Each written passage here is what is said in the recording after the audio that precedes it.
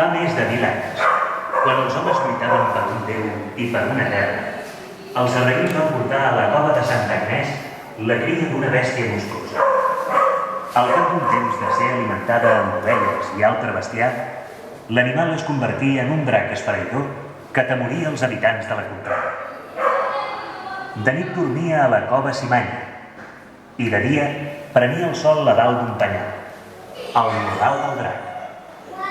Les queixes dels vallesans aviat van arribar a la cort de Barcelona i el comte Guifré envià a la muntanya un esquadró de soldats comandats pel cavaller Espès. Guiats per uns pastors, els cavallers arribaren als planells superiors de la Mola. Però el monstre, furiós, embestia els cavalls que, encarritats, es precipitaren del davall d'un penya-segat que des d'aleshores s'anomenà Cingle dels Cavalls. Va ser el mateix comte Guifré que va tornar a la muntanya a buscar el drac per tal de matar-lo. El va trobar a la canal de Santa Agnès i el ferí mortalment.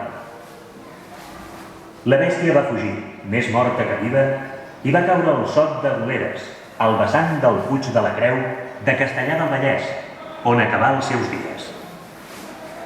Segons la tradició, a prop d'on el drac va quedar ferit de mort, s'edificà un monestir, Sant Llorenç del Munt. D'aquell monstre llegendari se'n conservà durant molt de temps una costella a l'ermita de Santa Agnès i posteriorment a